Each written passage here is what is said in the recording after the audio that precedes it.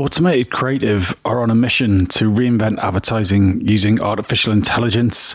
We're a small team of startup folk who are really changing the way that advertising works. In the last few years, we've worked with brands like Adidas, Samsung, Diageo, Reckitt, KFC, Pernod Ricard, Bose, Unilever, GSK, Mondelez, the list goes on.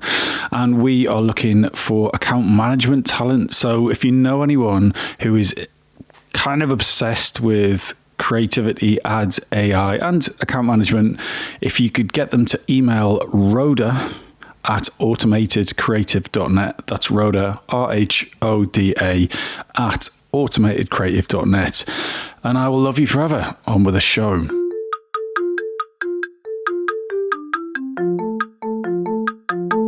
Hello and welcome to the Shiny New Object podcast. My name is Tom Ollerton. I'm the founder of Automated Creative, and this is a weekly show where I have the pleasure and the privilege of interviewing our industry's leaders, and this week is no different. I'm on a call with Amy Chiwaye, who is Head of Business Development at DraftLine South Africa. Amy, for those listening to this podcast who don't know who you are and what you do, could you give them a kind of quick career overview and tell me a bit about what you do day to day? Yes, sure. Hello, Tom. And also, well done on saying my surname correctly. My name is Amy, as you've already said. I started in this industry a while back after letting go of going into finance. I was just driven by strategy and having this passion to understand the consumer. It gave me a different way of thinking about what I do. In the past few years of me being in the industry, I've worked in mostly client service as well as strategy in some of the biggest advertising agencies, both globally and locally here in South Africa. And now, as you said, I am currently Head of Business Development at DraftLine South Africa. Fantastic. So can I ask you, in that varied career, what has been the best investment of your time, energy, or money? That would have to be therapy and meditation, hey? That's two, surely, but I'll let you have two. Yeah. But I came from a very intense industry, that being finance and everything, and it's very methodical in a way that doesn't really allow you to really tap into your individual nature. So when I made a change from that industry into this one, into marketing and advertising, I realized that I had to center myself a lot quickly than I thought possible. I decided to invest in that in my life. And it's a daily practice to date. And tell me how that works. Is that like an hour-long session, or do you do it in a group, or is it a different type of, approach? Yeah, so I've got two ways in the way that it works. Every morning, before or after gym, I will meditate for a minimum of like 30 minutes just to center myself, just to ensure that I'm feeling okay and ready to take on the day. The other way I attack this is I go to therapy every second week. And when you say therapy, what do you mean by that? I have got a therapist. I have got a psychiatrist that I go to every single week, whom we talk about anything and everything. And how do those two things work together? Do you find yourself ruminating in a meditative way on the conversations you've had with your therapist, or does it work the other way? Do you unlock things in meditation, think, I should probably talk about that? 100%. So I'm very intrigued by the life of a consumer. So you find that how would I put this?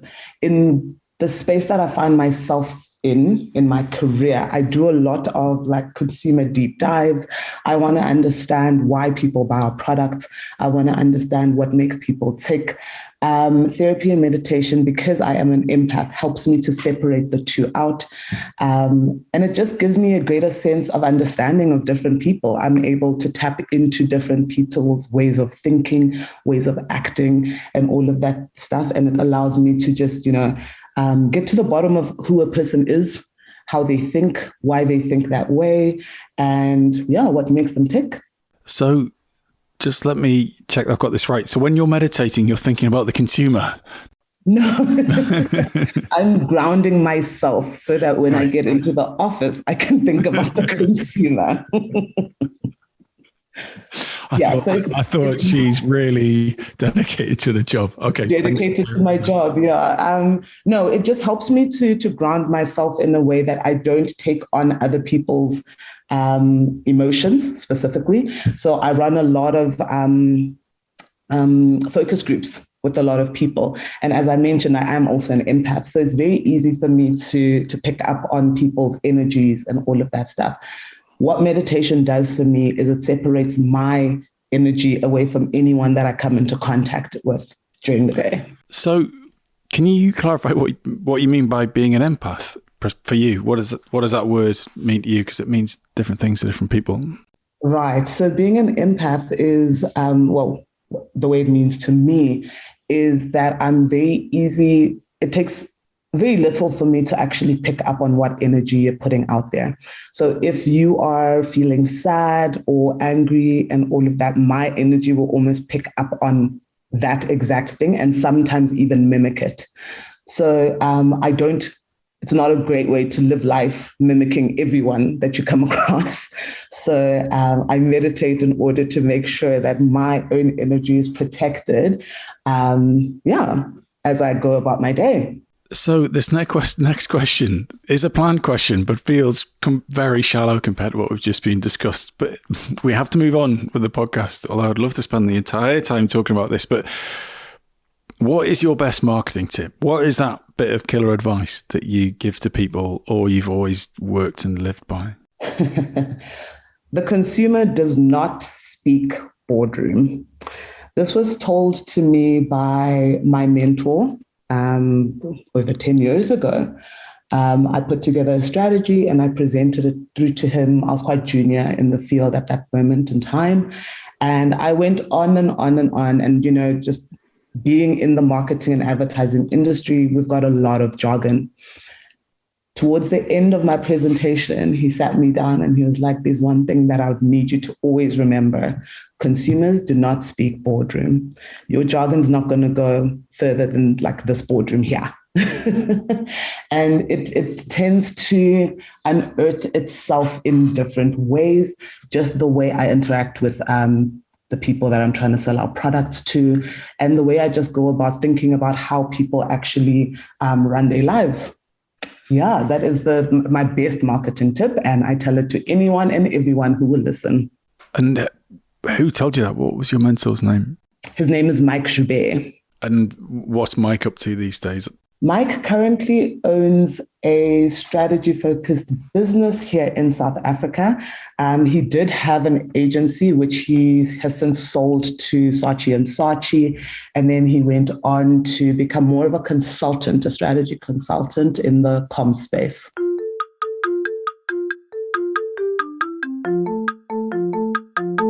This episode of the Shiny New Object podcast is brought to you in partnership with MadFest.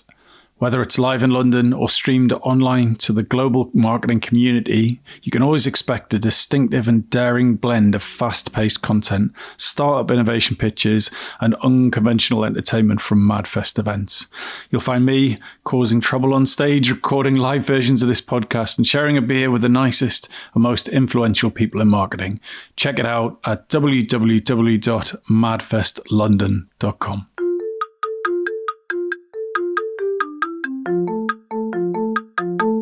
So we're going to move on now to your shiny new object.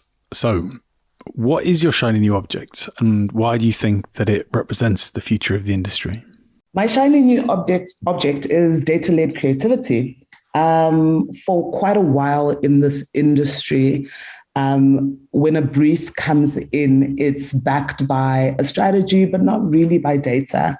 Moving into DraftLine has given me a different view on how we run this industry, on how we see briefs, on how we engage creativity in a way that is still creative and still brings to life stories and, the storytelling element is still very strong there, but it 100% will deliver on your bottom line. So I'm extremely passionate about marketing and advertising, delivering on the return on investment, and having this new way of thinking about creativity, being data-led and all of that stuff has given me that shiny new object, glassy eyes.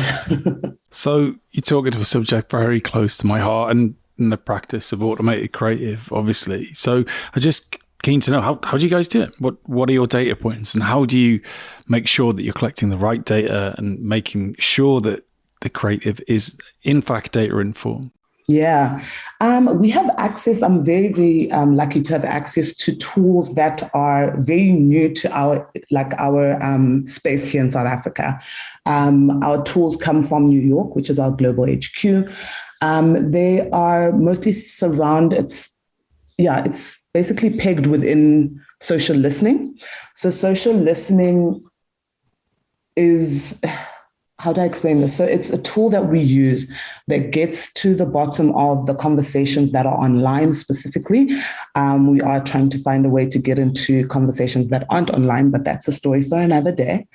We scan the internet, we build stories from it, we see what's happening, and then we make decisions based on what we see, right? And then on top of that, we have got your hardcore data, which is what you would find from, the likelihoods of your biggest social media powerhouses, your Mark Zuckerbergs and all of them. We're constantly scanning the internet, scanning like everything that is out there in order to gather as much information as possible. I'll give you one example. Obviously, during this time of COVID, we've gone through various alcohol bans this side in South Africa, just like majority of other countries across the world. We obviously did not know exactly how to navigate such waters, but managed to do so via our social listening capabilities and all the data that we're able to mine. So we were able to look at what's happening out there in the world, make decisions for how we, proceed. Do we shut down? What are the stories? And then, we move forward that way. So can you give me an example of something that's come from the social listening data set that surprised you, or something that you weren't expected that was unable to generate a new kind of creative ideas? 100%. So this one here is the example I'm going to give you right now is not the biggest creative-led example, but it will demonstrate why data is so important. We are having a bit of a problem in South Africa with vaccinating people. And we were able to take the data around vaccination and all of that to help drive what the government is trying to push, in that we need to get everyone vaccinated. We've managed to actually, out of the amount of adults that have been vaccinated here, we vaccinated a third of them directly. And we changed the hesitant ones into positive led people. So they got vaccinated. So just literally through the use of our data. And so how can you tell me what the execution was? So one of in terms of creative execution, one of ours was radio. Online in South Africa, we still don't have the biggest penetration into most of the remote areas here in South Africa. However, we noticed that the way in which you talk about such a topic, it being something that is not necessarily understood, people are afraid of it because we're in uncharted territories here. It helped us literally just construct a message that we sent via radio through to everyone in the country, and got them to rethink how they look at vaccines. So we got them also to stop being so hesitant about them, but just giving them a bit more information, but also giving it to them in a way that's palatable to them. So what would you say are the biggest challenges you have with being a data-led creative organization? I think that one of the biggest challenges that we do face is the fact that the penetration of online data and the use of our tools and everything, and actually the access to our tools is very difficult here because, as I mentioned, we don't have a lot of people that are online, and that's mostly where we mine our data. So that is one of the biggest things. But, we're constantly, my data team is constantly working on how do we get data to our tables? How do we, make it palatable for everyone so that they can make decisions from there? But I think it's the access to it and how do we analyze it in a way that people are going to understand it properly. Those are the two barriers to entry. And when you're looking to hire people into this data-led creative organization, what are the skills that you're looking for? So that's, weirdly enough, something that I had a chat to my boss about 2-3 weeks ago. You have to look for somebody who not necessarily has a university. Obviously, they need to have their education and everything, but you need somebody who is willing to innovate, somebody who's willing to step out of their comfort zone and learn something new every single day. We need the passion. We need the intrigue. We need people that are intrigued by, these things that are coming out, because at the end of the day, we can't teach them to you. It's like trial and error right now. And do you think that the candidates that you're meeting, is that the majority of candidates? You would have thought that young people coming into the industry would have a natural interest in, and certainly aptitude for new platforms and new ways of thinking. Or do you feel that people are arriving wanting to behave like madmen and do it the old school way? We've still got people that are behaving like madmen. But, it's all in, we've got a very intense HR process bringing people into our realm of career and industry, only because we need you to be a fit, not just for our culture, but for what we're trying to do. So we do have certain checks and balances that we have in place that are mandated by HR and everything. And literally just having a conversation with a candidate it helps you to notice whether they're going to be a good fit to the organization or not. So we've got about a 5-step process before you get your final, okay, you're hired now. Wow. Good luck for anyone trying to get a job on your team. But, you'll get the right ones, I'm sure. So if someone wants to get in touch with you about a job, wants to go through the rigors of getting a job with you, or just wants to talk to you about data-led creativity or being an empath or any kind of meditation, what's the best way to get in touch with you? The best way to get in touch with me is via LinkedIn. Amy.Chiwaye on LinkedIn there. I'm also very happy to connect with anyone and everyone on Twitter. My handle is @LadyChi05. I'm always happy to just have a conversation. I don't mind who hollers at me. More often than not, you connect with me on one of the social platforms, then I will give you my email address and then we can go from there. However, I'm also very happy to give my email address away. It is amy.chiwaye, CHIWAYE @gmail.com. And final question, you're a new business development person that must write LinkedIn messages all of the time. What makes a good LinkedIn message to you? I saw your profile and I really would like to connect. It's really that simple. I don't think... Yeah, but that's just like the automated one that LinkedIn writes anyway. That's the worst one, surely. I know. Because quite honestly, I respond to pretty much everyone that reaches out to me.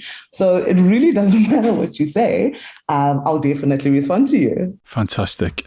Amy, we made this podcast without there being a massive cut in power. We made it happen. Thank you so much for your time. Thank you very much, Tom. Thank you so much. This was really an honor and a privilege. And hopefully I get to chat to you again soon.